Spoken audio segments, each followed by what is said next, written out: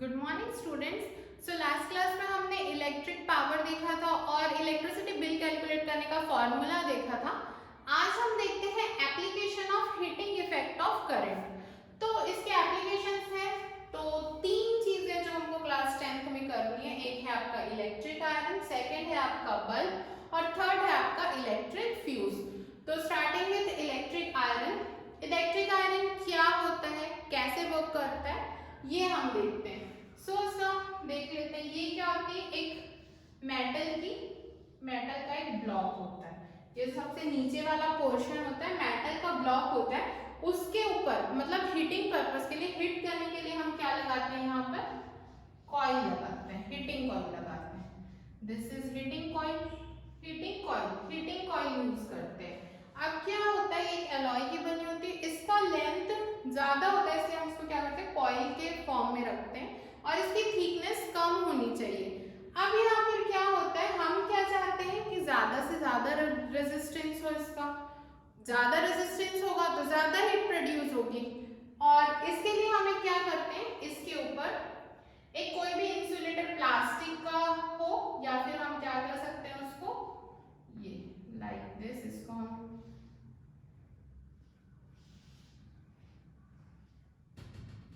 ये हो गया, ये इसका क्या कर देते हैं, हैंडल लगा देते हैं। वो क्या होता है, बार टाइप का होता है, ये प्लास्टिक का भी हो सकता है या कोई भी इंसुलेटर का हो सकता है। अब इसमें हम क्या करेंगे, करंट सप्लाई करेंगे। करंट सप्लाई होगा तो इसमें हीट प्रोड्यूस होगा, गर्म होगा, हीट प्रोड्यूस होगा, तो वो जो हीट है वो क्या होगा, मेटल ब्लॉक तक आएगा और मेटल ब्लॉक तक आएगा तो ये गर्म हो जाएगा। इसके कारण हम क्या कर सकते हैं, कपड़े प्रेस कर सकते हैं। अब यहाँ पर क्या होता है कि अगर ये जो कॉइल है ना, हीटिंग कॉइल है, अगर ये डायरेक्ट मेटल ब्लॉक से कनेक्टेड हो तो फिर यहाँ पर क्या होगा, हीट तो आएगी, लेकिन हीट के साथ साथ क्या होगी, इलेक्ट्रिसिटी भी आएगी। मतलब हमको क्या हो सकता है, यहाँ पर झटका लग सकता है अगर ये ऐसा हो तो यहाँ पर हम क्या चाहते हैं कि हमको हीट तो मिले लेकिन हमको इलेक्ट्रिसिटी ना मिले। तो इसके लिए क्या करते हैं, यहाँ पर एक ऐसा बीच में एक लैमिनेट या इसको सेपरेट कर देते हैं, ये ऐसा बीच में सेपरेशन लगा देते हैं ताकि यहाँ पर क्या हो कि हीट तो हमको मिले लेकिन हमको इलेक्ट्रिसिटी ना मिले। हमको यहाँ पर एक ऐसा मटेरियल चाहिए which should be a good conductor of heat but poor conductor of electricity. अब हमको ऐसा मटेरियल तो पता है नहीं, हमको तो ये ऐसी चीजें ही पता है जो कि इलेक्ट्रिसिटी की भी गुड कंडक्टर है और हीट की भी गुड कंडक्टर है। तो कौन सा होगा, तो यहाँ पर हम क्या करते हैं, एक ऐसा मटेरियल लेते हैं, वो मटेरियल है माइका।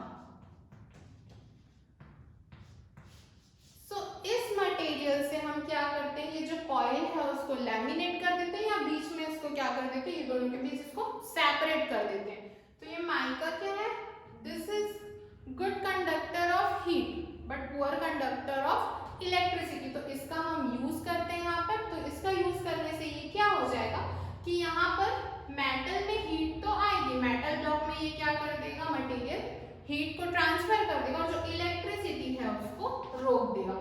तो इसमें सिर्फ ये क्या होगी, इलेक्ट्रिसिटी ही, सॉरी इसमें क्या होगा, सिर्फ हीट ही आएगी जिससे हम क्या कर सकते हैं, इजीली कपड़े आयरन कर सकते हैं। और सो ये हो गया आपका इलेक्ट्रिक आयरन। इसमें सिर्फ थ्योरी है, इसके अकॉर्डिंग आप एक ऐसा कंस्ट्रक्शन कर देंगे और इसके रिलेटेड जो भी मैंने अभी एक्सप्लेन किया वो आप लिख देंगे। किस प्रिंसिपल पे वर्क करता है, हीटिंग इफेक्ट ऑफ करंट के प्रिंसिपल पे ये वर्क करता है।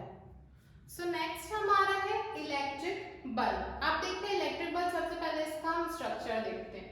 ये है आपका इलेक्ट्रिक बल्ब। इसमें ये वाली जो लाइन है, ये ऐसा जो बनी हुई है कॉइल, वो होता है फिलामेंट, टंगस्टन का फिलामेंट होता है। ये जो है वो क्या होती है, एक मेटल कैप, जो आप देखे होंगे कैप, ये मेटल कैप है। जो पॉइंट्स है, 2 पॉइंट्स, वो क्या है, कांटेक्ट पॉइंट है इलेक्ट्रिक करंट पास होने के लिए, ये फिक्सिंग पॉइंट है। ये ग्लास का बल्ब है और इस बल्ब के अंदर इनर्ट गैसेस फील होती है। ये है आपका बल्ब का स्ट्रक्चर।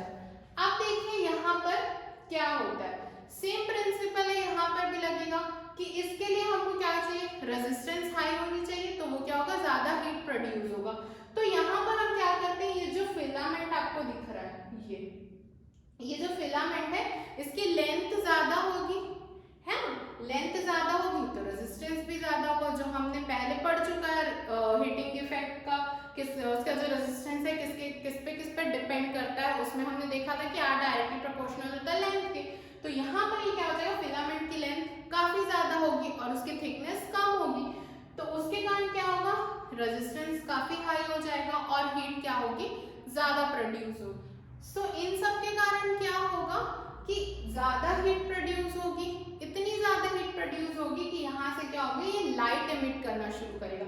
अच्छा, यहाँ पर हम जो येलो बल्ब आता है ना, उस बल्ब की बात करें, जो एलईडीज वगैरह आती है ना, वो सब की बात नहीं कर रहे हैं, वो अलग प्रिंसिपल पे वर्क करती है। जो यहाँ येलो बल्ब होता है वो हीटिंग इफेक्ट पे वर्क करता है, सो उनके प्रिंसिपल तो अलग होते हैं, उसको नहीं, अभी हमको यही देखना है जो हमारे हीटिंग इफेक्ट पे वर्क करता है। तो इतनी ज्यादा हीट प्रोड्यूस होगी कि यहाँ पर क्या होगा, लाइट इमिट होगा। सो यहाँ पर क्या होता है, हीट एनर्जी जो है वो क्या होती है, लाइट एनर्जी में कन्वर्ट हो जाती है। अब आप ये सोचेंगे कि इतनी ज्यादा हीट प्रोड्यूस हो रही है तो ये तो मेल्ट हो जाएगा, जो फिलामेंट है वो। तो यहाँ पर हम क्या करते हैं, ऐसा मटेरियल यूज करते हैं जिसका क्या हो, मेल्टिंग पॉइंट काफी ज्यादा हाई। तो हम यहाँ पर फिलामेंट क्या करते हैं, टंगस्टन मटेरियल का यूज करते हैं। इसकी मेल्टिंग पॉइंट क्या होती है, 3380 डिग्री सेल्सियस होती है। तो इसमें इतनी ज्यादा हीट प्रोड्यूस होने के बाद भी ये क्या होती है, इसकी मेल्टिंग पॉइंट काफी हाई होती है, जिसके कारण क्या होता है, मेल्ट नहीं होता। अब इसमें मैंने बताया था इनर्ट गैस होती है, इनर्ट गैस होती है लाइक आप इसमें नाइट्रोजन या बेसिकली क्या होता है, ऑर्गन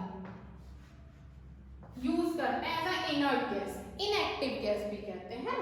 तो यहाँ पर क्या होता है, ये क्यों यूज होता है, मान लीजिए जैसे इसमें ऑक्सीजन आता है ना, तो ये ऑक्सीजन अगर इसमें आ गया तो वो क्या कर देगा, ऑक्सीडाइजेशन कर देगा, मतलब बल्ब क्या हो जाएगा, टूट जाएगा, टंगस्टन ऑक्साइड बन जाएगा और बल्ब आपका टूट जाएगा।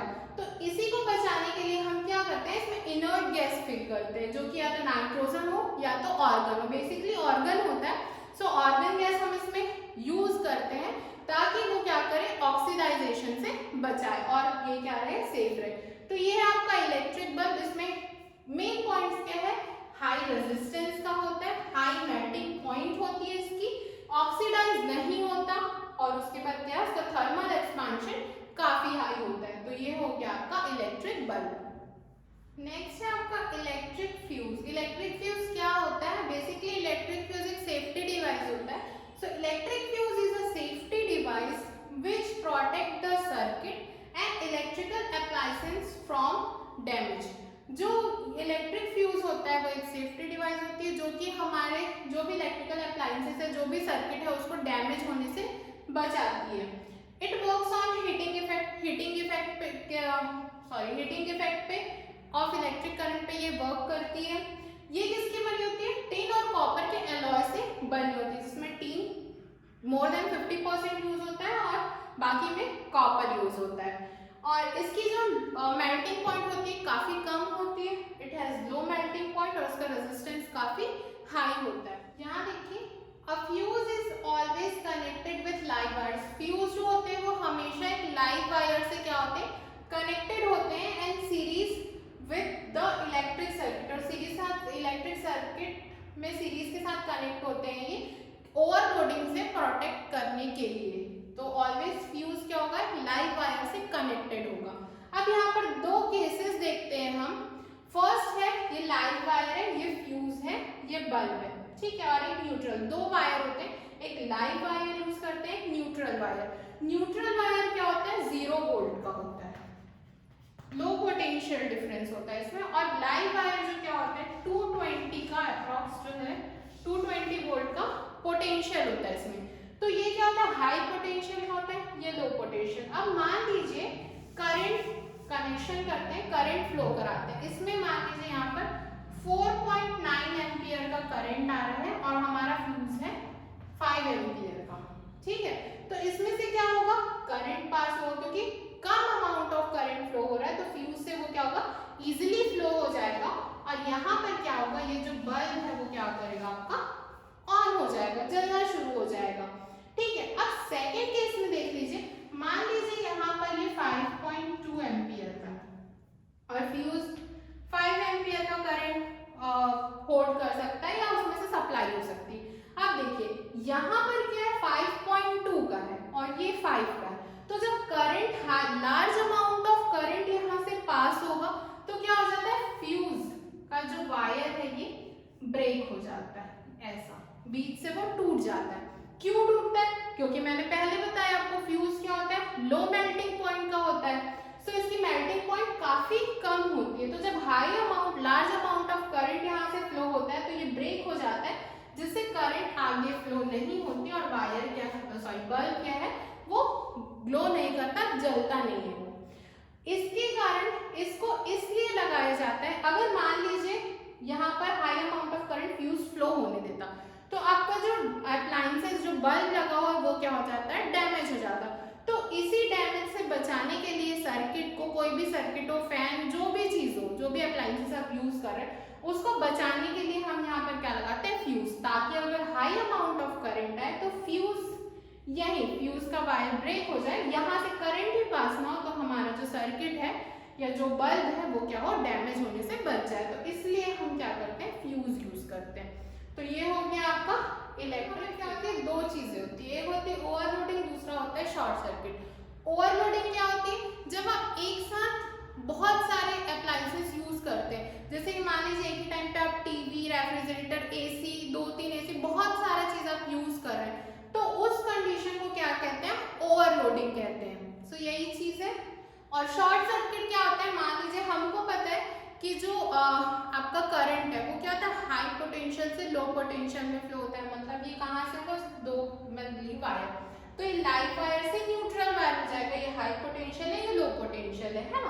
तो शॉर्ट सर्किट के केस में क्या होता है, जब लाइव वायर और न्यूट्रल वायर मिल जाते हैं एक साथ, दोनों क्या हो जाते हैं एक दूसरे से, जैसे ये देखो लाइव वायर और ये दोनों क्या होगा, मैच हो गए, यहाँ अलग अलग थे, तो दोनों अगर मिल गए तो इस कंडीशन में क्या हो जाता है, शॉर्ट सर्किट हो जाता है, और ये जो है हमारा जो बल्ब है या कोई भी अप्लायंसेस है वो क्या हो जाते हैं, खराब हो जाते हैं। तो यही दोनों होते हैं, ओवरलोडिंग और शॉर्ट सर्किट। तो इसी के साथ हमारा क्या होता है, इलेक्ट्रिक फ्यूज खत्म होता है, मतलब हमारे जो एप्लीकेशन है हीटिंग इफेक्ट के वो कंप्लीट होते हैं।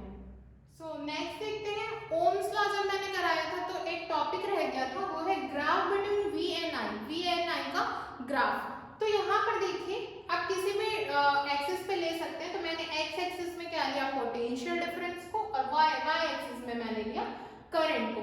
तो इसमें क्या होता है, इसका जो ग्राफ ऑब्टेन होता है वो क्या होता है, एक स्ट्रेट लाइन ऑब्टेन होती है ना। इसका मतलब क्या होता है, ओम्स लॉ को ये फॉलो करता है, that means I directly proportional to V। So इस ग्राफ को हम क्या कहते हैं, VI ग्राफ।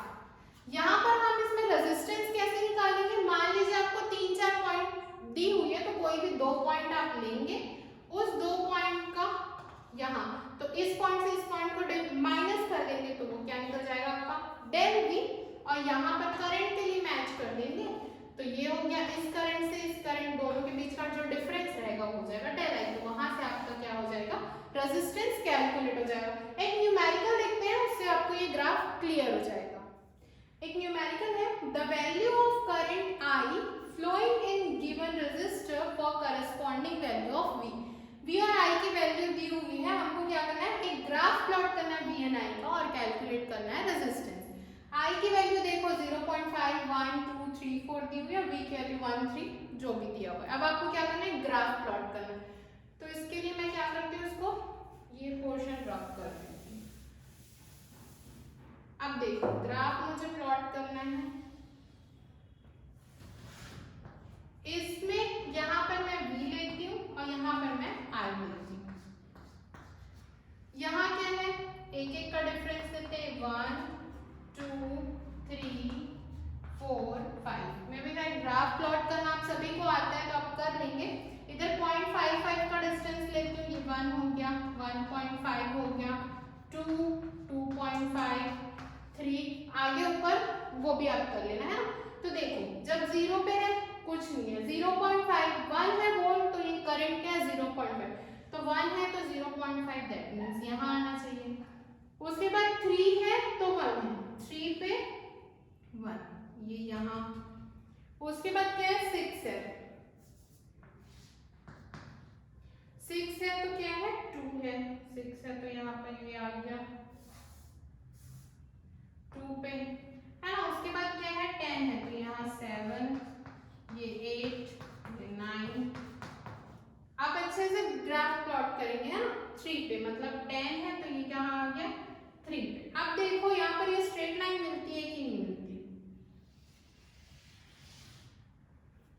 है ना। आप अच्छे से ड्रॉ करेंगे तो देखिए आप ऐसा आपको ग्राफ प्लॉट करना है तो ये क्या हो गया आपके एक स्ट्रेट लाइन मिलेगी। अगर स्ट्रेट लाइन नहीं मिल रही है मतलब ये क्या हो रहा है फॉलो नहीं कर रहा है उसको। वी-आई ग्राफ हमेशा क्या होगा एक स्ट्रेट लाइन ही होगी क्योंकि आई और वी एक दूसरे के डायरेक्टली प्रोपोर्शनल होते हैं।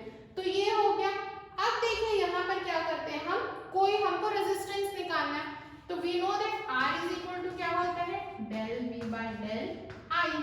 तो यहाँ पर हम 2 पॉइंट ले लेते हैं। मान लो मैं 2 पॉइंट लिए, एक पॉइंट लिए, एक मैंने ले लिया ये। अब ये कौन सी पॉइंट है, इधर से 6 है, ये 3 है, ये 1 की है और ये किसकी है 2 की। ये आप कर लेंगे। तो यहाँ पर क्या करेंगे देखिए दिस 6 माइनस 3 है ना, और ऊपर ये क्या हो जाएगा 2 माइनस 1। तो ये क्या हो जाएगा 6 में से 3 गया तो आपका 3 बचा, 2 में से 1 गया 1, तो ये आया 3 ओम। मतलब 3 ओम का रेजिस्टेंस है इसमें। सिंपल सा, फिर से मैं रिपीट कर देती हूँ। ग्राफ प्लॉट करना है आपको, इसके लिए V को आप रखेंगे x एक्सिस में, I को रखेंगे आप y एक्सिस में। ग्राफ प्लॉट करेंगे। नीचे मैंने क्या किया एक एक का डिफरेंस ले लिया, आप अपने अकॉर्डिंग कुछ भी ले सकते हैं, ग्राफ तो प्लॉट करना ही है।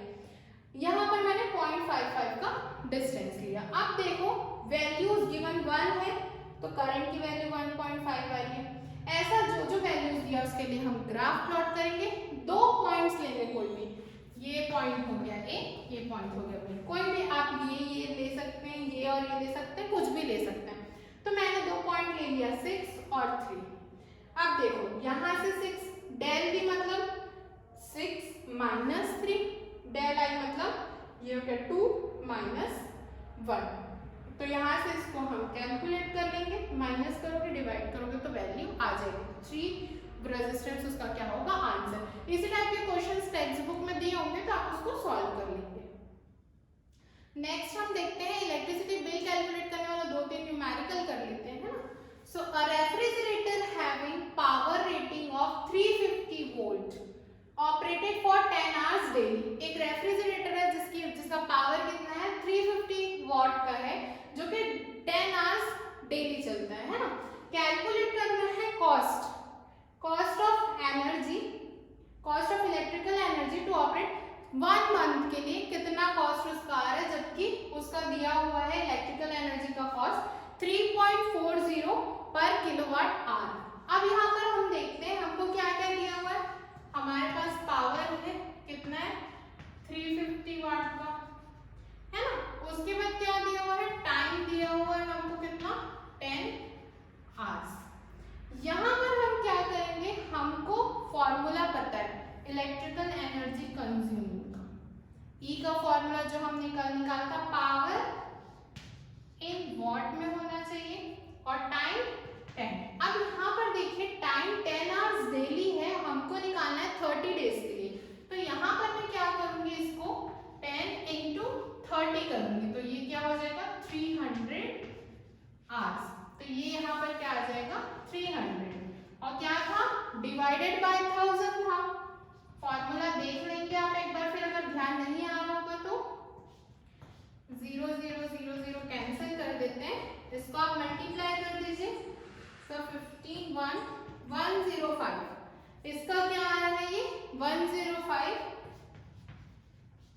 Kilowatt hour. ई की वैल्यू आपकी निकल गई जो कंज्यूमिंग एनर्जी थी। टोटल कॉस्ट निकालने के लिए मैंने आपको बताया था कि अगर 1 यूनिट का चार्जेस आपको पता हुआ है जो कि दिया हुआ है, तो आप क्या कर लो टोटल जो जितना एनर्जी आपका कंज्यूम्ड आ रहा है उससे मल्टीप्लाई कर दो, जो टोटल कॉस्ट निकल जाएगा। अब यहाँ पर हम देखते हैं कि टोटल कॉस्ट क्या आ रहा है। एक कॉस्ट का हमको दिया हुआ है 3.40, कितना निकालना है हमको 105 के लिए निकालना है, इसको आप मल्टीप्लाई कर दो।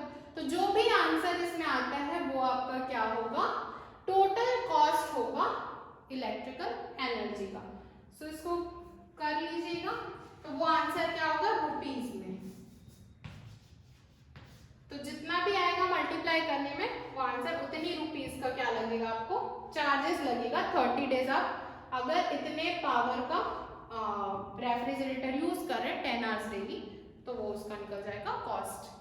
नेक्स्ट क्वेश्चन है, a bulb is rated at 200 volt और 100 वाट पर। इसमें आपको क्या निकालना है, what is R, what is resistance. उसके बाद क्या दिया, 5 such bulb burns for 4 hours. 5 bulb जो है वो 4 आवर्स के लिए जल रहे हैं, है ना। What is the electrical energy consume, electrical energy consume कितनी हो रही है वो निकालना है। कॉस्ट कैलकुलेट करना है, अगर पर यूनिट कॉस्ट कितना है 4.60 रुपीज। सबसे पहले हम आर निकालेंगे। अब देखिए यहाँ पर आपका पावर दिया हुआ है 100, है ना, आपको वी दिया हुआ है 200। जो फॉर्मूला है आपको आर निकालना है। मैंने बताया था आपको फॉर्मूला ये वाला, अगर याद होगा तो P is equal to V square by R. तो इससे आप आर कैलकुलेट करेंगे। P की वैल्यू क्या है 100 है, इसकी वैल्यू 200 का स्क्वायर, और ये हो गया आर।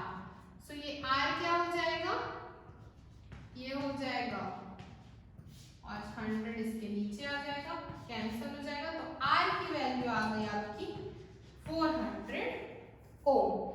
आर अब फाइंड हो गया, है ना। सो फर्स्ट क्वेश्चन हमारा क्या हो गया, सॉल्व हो गया। अब हमको क्या निकालना है, हमको दिया हुआ है पावर, टाइम भी दिया हुआ है 5 बल्ब्स 4 आवर जलते हैं, तो इलेक्ट्रिकल एनर्जी कंज्यूम निकालना है। कंज्यूम तो देखते हैं, पावर कितना दिया है 100 है, टाइम हमारा कितना है 4 आवर्स। अब 4 आवर्स कितने के लिए दिया है, 5 बल्ब्स के लिए दिया, तो इसको क्या कर दो 5 से मल्टीप्लाई कर दो, तो ये क्या हो जाएगा 20 आवर्स आ गए आपके। अब देखते हैं हम ई, ये क्या हो जाएगा, जो पावर था वो लिखना है वॉट पे, उसके बाद आपका कितना 20 टाइम, है ना, और ये जो है वो आपका हो गया 1000। फॉर्मूले में ही वैल्यू पुट अप किए, तो E कितना निकल गया आपका 2 किलोवाट आवर्स। अब E फाइंड आउट हो गया, 1 यूनिट का कॉस्ट दिया, तो 1 यूनिट का कॉस्ट है 4.60, निकालना है हमको 2 का, मल्टीप्लाई कर दो जितना भी आ रहा है वो उसका आंसर है। तो कितना आ जाएगा ये 9.20, इसका क्या हो जाएगा answer. Next question, an electric geyser is rated 2000 what 220 volt है। कैलकुलेट करना है मंथली बिल, अगर गीजर को क्या करते हैं रोज हम 2 आवर डेली चलाते हैं, तो यहाँ पर एनर्जी कॉस्ट दिया हुआ है पर यूनिट का 4 रुपीज। क्या करेंगे, सेम है, ई निकालेंगे। ई क्या था, यहाँ पर पी दिया हुआ है, P into T by 1000, लिख देती हूँ मैं फॉर्मूला, P 2000 दिया हुआ, ठीक है। अब यहाँ पर गीजर जो चल रहा है 2 आवर्स चल रहा है डेली, हमको मंथली बिल निकालना है, मतलब 30 डेज का निकालना है, तो यहाँ पर T क्या हो जाएगा 2 आवर्स चल रहा है 30 डेज के लिए, तो 30 डेज के लिए क्या हो जाएगा 60, तो ये हो गया 60 अपॉन 1000। 0 0 से ये कैंसिल हो गया, 6 2 12, तो ये क्या आ गया आपका 120 किलो वाट आवर, या आप इसको यूनिट भी लिख सकते हैं। अब देखिए 1 यूनिट का चार्ज जो है 4 रुपीज है, तो 120 का कितना होगा, तो total cost is equal to 4 into 120, तो ये क्या हो जाएगा 084, तो 480 रुपीज टोटल कॉस्ट आएगा। अगर हम एक गीजर को मंथली 2 आवर्स चलाते हैं जो कि 2000 वॉट का है, तो वो कितना आएगा, उसका बिल 480 रुपीज आएगा। सो और भी न्यूमेरिकल्स है, आप उसको प्रैक्टिस कीजिएगा, और डिफरेंट टाइप के न्यूमेरिकल्स है, लाइक आपका रेजिस्टेंस, करंट, वोल्टेज, जो भी निकालने का, electricity bill, series, parallel, combination, so इससे रिलेटेड आप न्यूमेरिकल सॉल्व करेंगे। नहीं बनता फिर मैं आपको बताऊंगी। सो आपका इलेक्ट्रिसिटी का